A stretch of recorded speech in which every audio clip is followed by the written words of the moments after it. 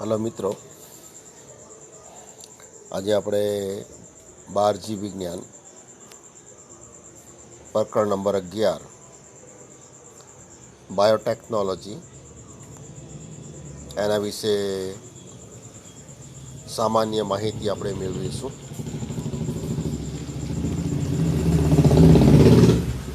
તો બાયોટેકનોલોજી એટલે શું છે, એમાં શું કરવામાં આવે છે? તો અહીંયા આ જે બાયોટેકનોલોજી છે એમાં સૂક્ષ્મ જીવાણુઓ અથવા પ્રાણીઓ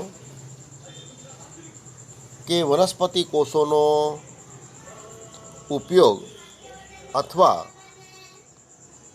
તેઓના ઘટકથી બનતી નિપજો એનો માનવજાત માટે, માનવ કલ્યાણ માટે ઉપયોગ, આ રીતે આપણે બાયોટેકનોલોજીને વ્યાખ્યાયિત કરી શકીએ કે સૂક્ષ્મ જીવાણુઓ, પ્રાણીઓ કે વનસ્પતિઓ, એના કોષો અથવા તેના ઘટકો, એનાથી બનતી જે નિપજ છે એનો માનવ કલ્યાણ માટે ઉપયોગ, એને આપણે કહીશું બાયોટેકનોલોજી.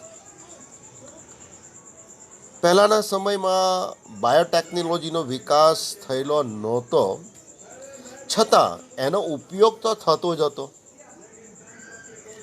જેવા કે આપણા જે વડવાઓ છે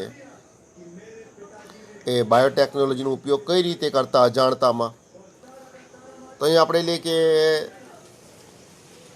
દૂધમાંથી દહીં બનાવવાની પ્રક્રિયા થતી.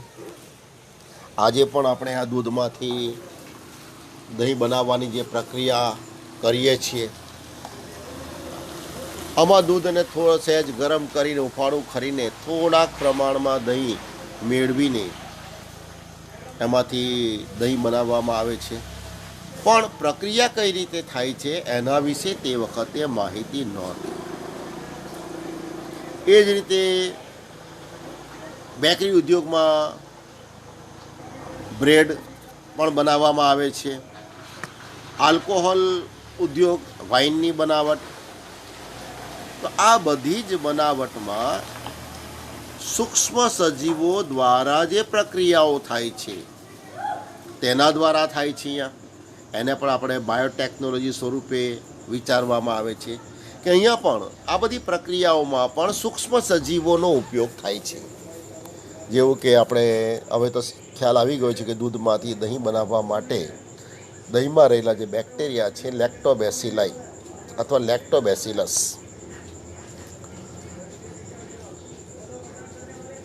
એ જ રીતે કોઈપણ વસ્તુનો આથો લાવવા માટે બેકરી ઉદ્યોગમાં આપણે યીસ્ટનો ઉપયોગ કરીએ છીએ.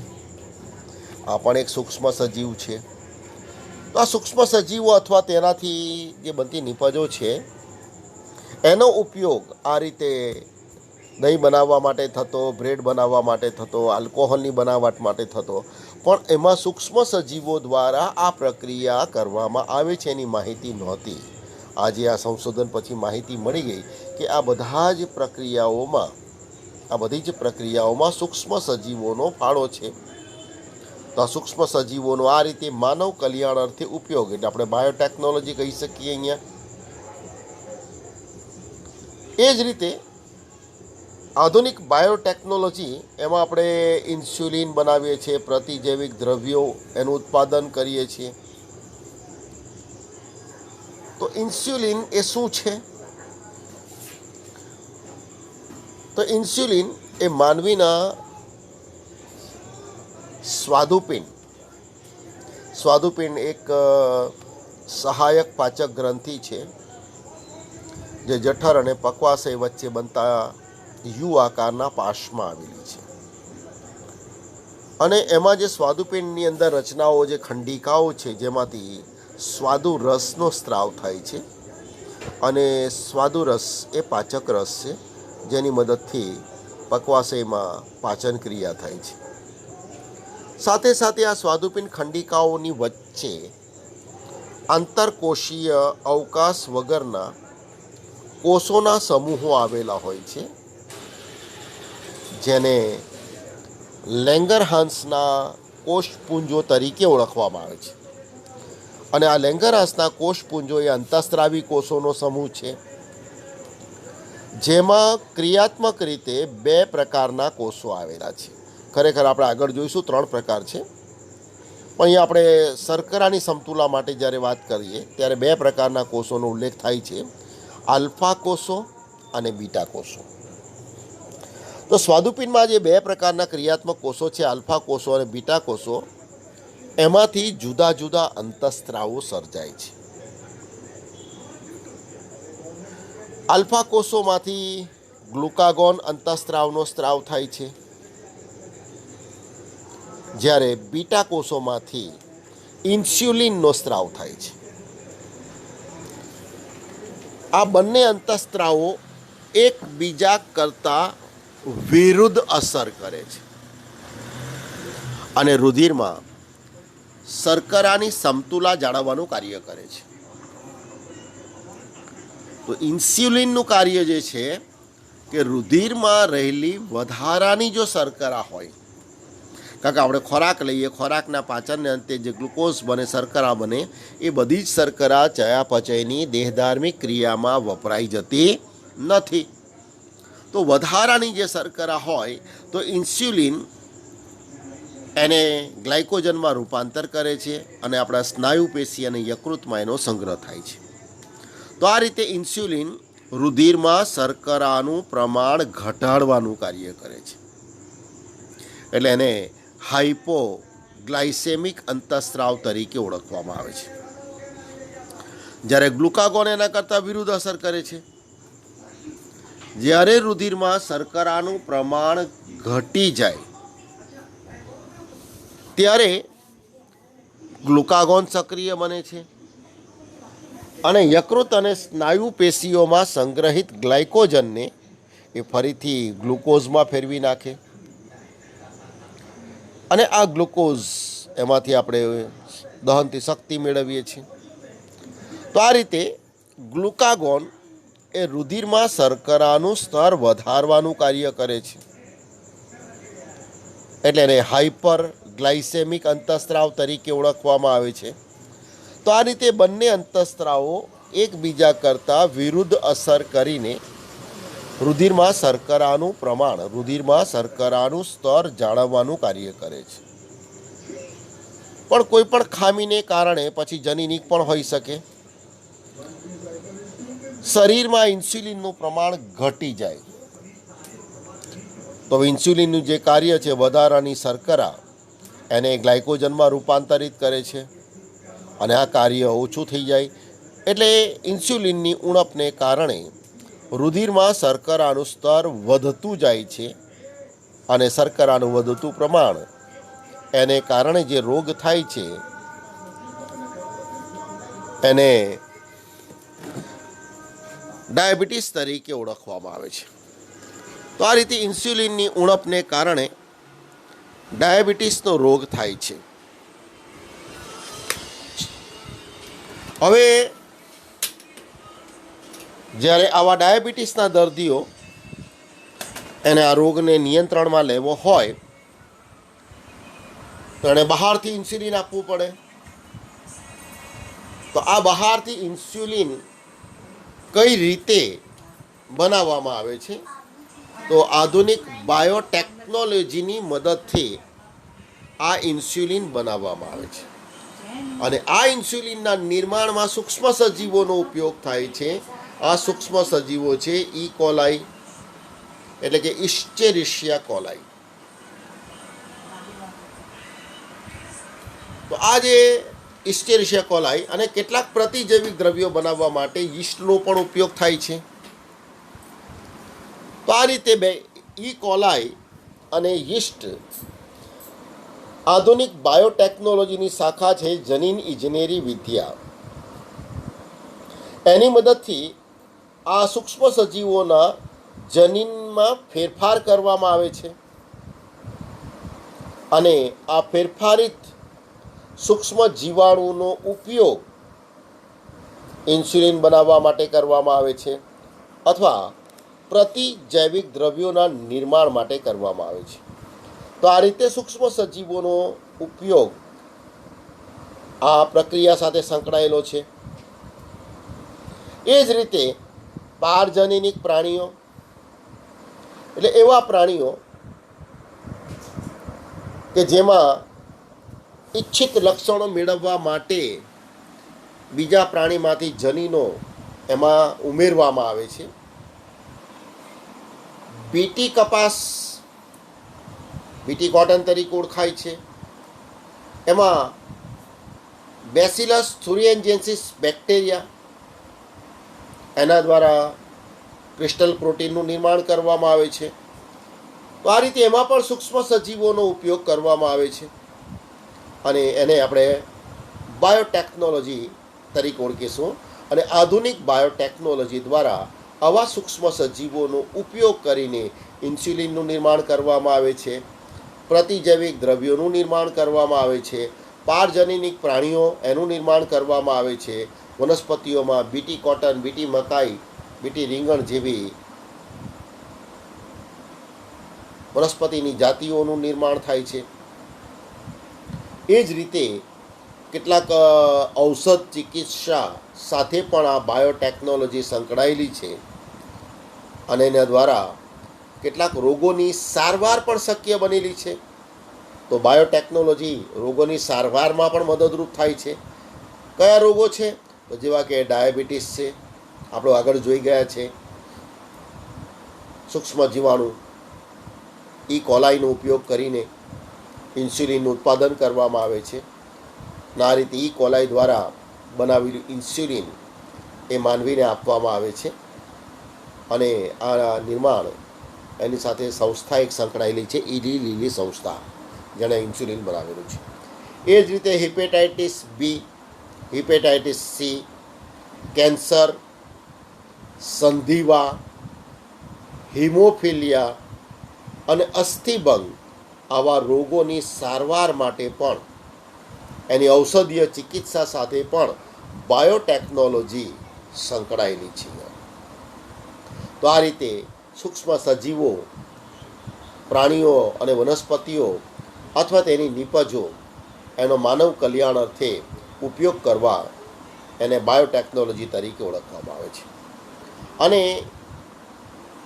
યુરોપિયન બાયોટેકનોલોજી સંગઠન, જેને આપણે યુરોપિયન ફેડરેશન ઓફ બાયોટેકનોલોજી કહીશું, EFB,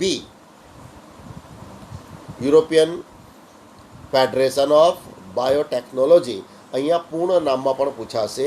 પૂર્ણ નામ જણાવો. EFB, European federation of biotechnology.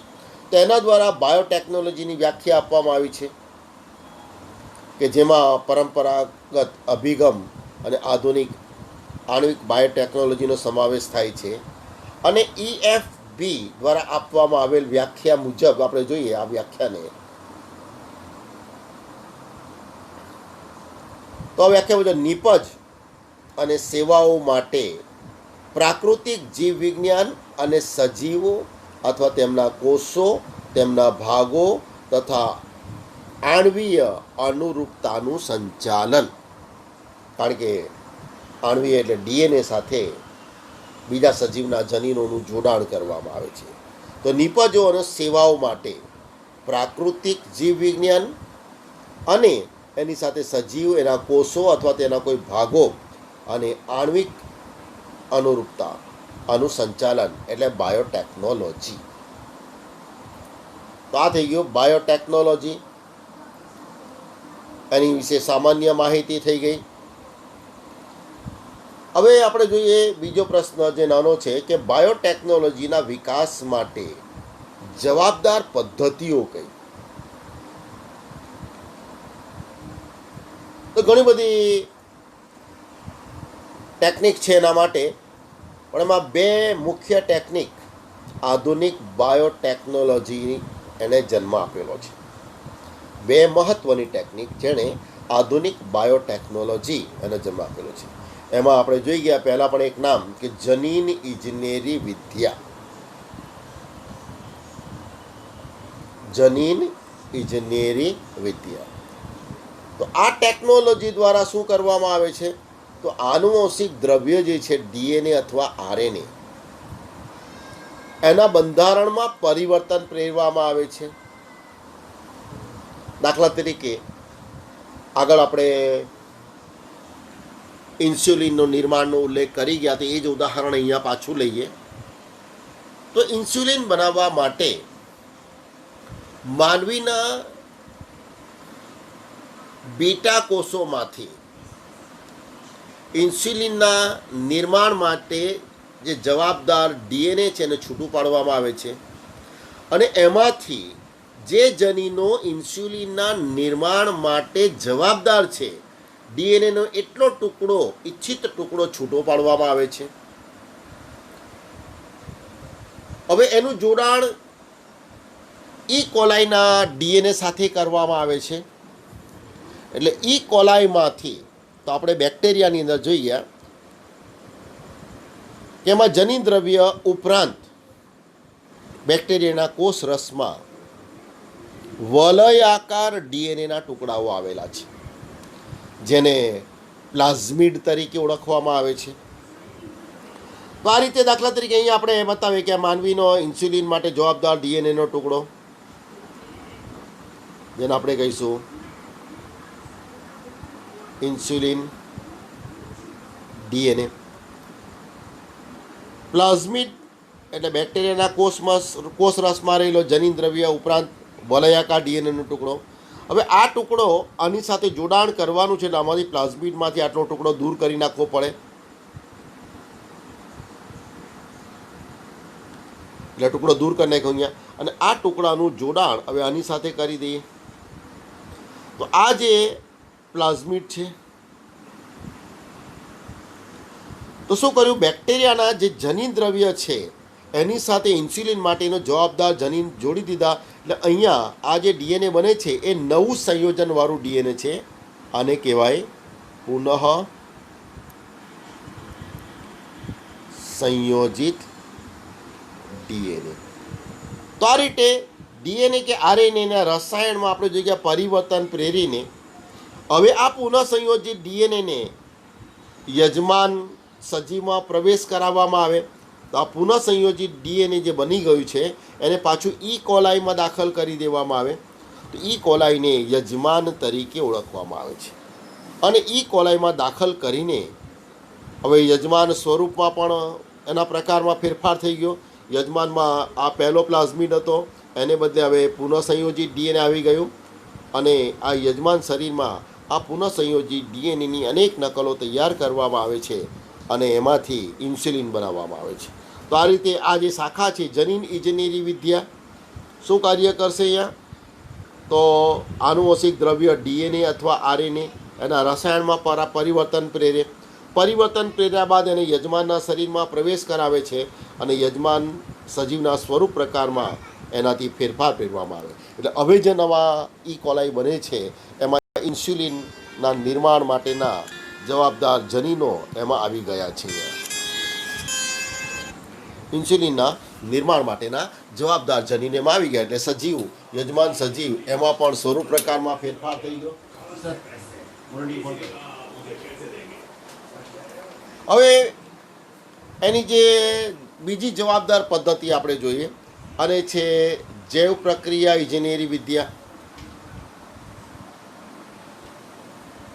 તો અહીંયા આ રસાયણ ઇજનેરીમાં જોઈએ આપણે સૂક્ષ્મ સજીવ અને સંક્રમણ રહિત જાળવણી કરીને માત્ર ઇચ્છિત સૂક્ષ્મ સજીવ અથવા સુકોષ કેન્દ્રી કોષોની જંતુ રહિત વૃદ્ધિ કરાવીને વધુ માત્રામાં બાયોટેકનોલોજીના નિયમો જેવા કે એન્ટીબાયોટિક્સની નિપજો, રસીઓ, ઉત્સેચકો વગેરેનું નિર્માણ કરવામાં આવે. એટલે માત્ર સૂક્ષ્મ સજીવોનું જંતુરહિત માધ્યમમાં સંવર્ધન કરવામાં આવે છે, અને આ સૂક્ષ્મ સજીવોનો ઉપયોગ બાયોટેકનોલોજીના નિયમો જેવા કે એન્ટીબાયોટિક્સનું સર્જન કરવા માટે થાય છે, રસીઓ બનાવવા માટે થાય છે, ઉત્સેચકના નિર્માણ માટે પણ એનો ઉપયોગ કરવામાં આવે છે. તો આ રીતે આ જૈવ પ્રક્રિયા જનીન ઇજનેરી વિદ્યા એમાં સંક્રમણ રહિત એમાં જાળવણી કરવામાં આવે છે. જંતુરહિત સૂક્ષ્મ સજીવોની અથવા સૂક્ષ્મ કોષો અથવા સુકોષ કેન્દ્રી કોષો એની વૃદ્ધિ કરવામાં આવે છે, અને પછી એનો વિવિધ પ્રક્રિયાઓ માટે ઉપયોગ કરવામાં આવે છે. તો આ જવાબદાર જે પ્રક્રિયા થઈ ગઈ એની. હવે પ્રશ્ન આપણે જોઈએ કે પહેલાં પણ આ રીતે નવી જાતિઓના નિર્માણ માટે પ્રયોગો થતા. આધુનિક બાયોટેકનોલોજીમાં પણ આવા પ્રયોગો થાય છે અને સજીવોની નવી જાતિઓ એનું નિર્માણ કરવામાં આવે છે. તો બંને પદ્ધતિમાં શું ફેર છે, કઈ પદ્ધતિ શ્રેષ્ઠ છે? તો પહેલાં જે પદ્ધતિ સંકરણની હતી અને આજે જનીન ઇજનેરી વિદ્યાની રીતે સંકર જાતો ઉત્પન્ન કરવામાં આવે છે. તો અહીંયા આપણે જોઈએ કે પહેલાં લિંગી પ્રજનન, એના દ્વારા સજીવોમાં જે વિવિધતા અથવા ભિન્નતા ઉત્પન્ન કરવામાં આવતી. તો અહીં આપણે જોઈએ કે લિંગી પ્રજનન અજોડ આનુવંશિક વ્યવસ્થાના સંયોજનની રચના અને ભિન્નતાની તકો પૂરી પાડે.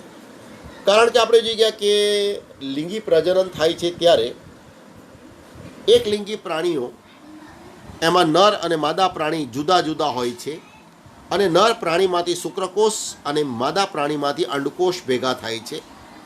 તો બંને પ્રાણીના જનીનોનું જોડાણ થાય છે એટલે એની સંતતિમાં બંનેના મિશ્ર લક્ષણો જોવા મળે છે એટલે સંતતિઓમાં ભિન્નતા ઉદ્ભવે છે.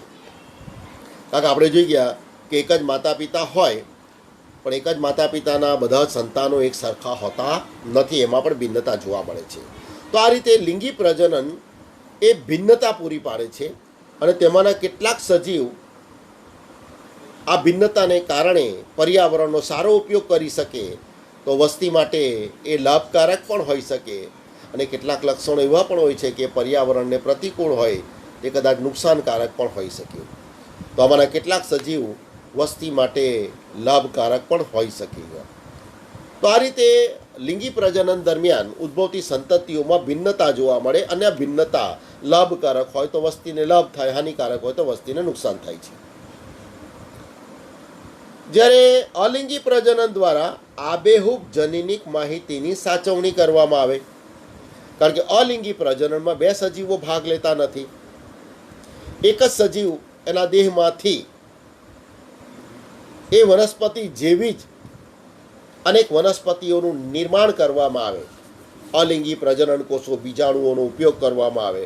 કલમ પદ્ધતિ, દાબ કલમ પદ્ધતિ, ભેટ પદ્ધતિ કે બીજી આરોપણ પદ્ધતિ. તો આ રીતે અલિંગી પ્રજનનમાં એક જ સજીવ હોય એટલે બે સજીવના જનીનો ભેગા થતા નથી.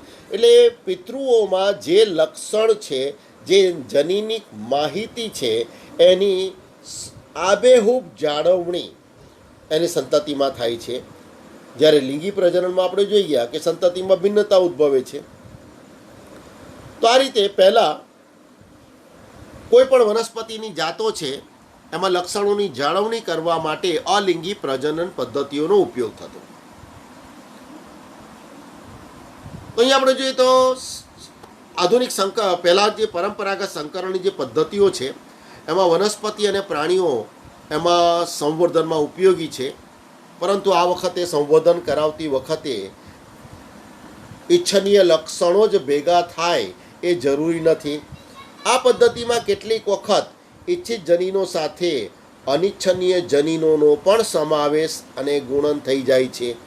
એટલે મળતી સંતતિમાં ઈચ્છિત લક્ષણો જ મળે એ જરૂરી નથી, અનિચ્છનીય લક્ષણો પણ ભેગા થઈ જાય, એનું પણ ગુણન થઈ જાય એટલે સંકરણ ફેલ જાય છે. તેવા કિસ્સામાં તો આવી શક્યતા વધારે હોય છે. તેથી આવી ક્ષતિઓ દૂર કરવા માટે જનીન ઇજનેરી વિદ્યા ખૂબ શ્રેષ્ઠ છે. કારણ કે આપણે જોઈ ગયા કે જનીન ઇજનેરી વિદ્યા એમાં જનીન, એના ક્લોનિંગ અને જનીન સ્થળાંતરનો ઉપયોગ કરીને પુનઃ સંયોજિત ડીએનએનું નિર્માણ કરવામાં આવે છે. તો આપણે જોઈ ગયા માનવીમાંથી ઇન્સ્યુલિન માટેના જવાબદાર જનીનો છૂટા પાડી લીધા અને હવે એને ઈ કોલાઈના જનીન દ્રવ્ય સાથે જોડી દીધો અને યજમાન ઈ કોલાઈમાં એને જ્યારે દાખલ કરવામાં આવે તો હવે નવા ઈ કોલાઈમાં એ લક્ષણ વ્યક્ત થવાનું જ, બીજું કોઈ લક્ષણ કે હાનિકારક લક્ષણ શક્યતા જ નહીં રહે. કારણ કે જનીન જ સીધા દાખલ થઈ ગયા છે, એ જનીનો પોતાના લક્ષણ વ્યક્ત કરવાના જ છે. તો આ રીતે આજે જનીન ઇજનેરી વિદ્યાની મદદથી જે અનિચ્છનીય જનીનોને દૂર કરી એક અથવા વધુ ઈચ્છનીય જનીનોને અલગ તારવીને લક્ષ સજીવમાં દાખલ કરી શકાય છે. એટલે અનિચ્છનીય જનીનોને દૂર કરી શકાય અને ઈચ્છનીય જનીનો જ લક્ષ સજીવમાં દાખલ કરીને ઈચ્છિત લક્ષણ મેળવવામાં આવે છે. સંકરણમાં આવી શક્યતા ઓછી રહે તો હજારો વખત સંકરણ બાદ કદાચ એક વખત સફળતા મળતી અને એમાં અનિચ્છનીય જનીનોનું પ્રમાણ વધારે રહેતું. જ્યારે જનીન ઇજનેરી વિદ્યા આજે અનિચ્છક જનીનોને દૂર કરે અને ઈચ્છક જનીનોને અલગ કરીને લક્ષ સજીવમાં દાખલ કરવામાં આવે. તો જે ક્ષતિ હતી એ જનીન ઇજનેરી વિદ્યા દૂર કરે છે. એટલે સંકરણ કરતાં આ જનીન ઇજનેરી વિદ્યા વધુ શ્રેષ્ઠ ગણાય છે. Thank you all.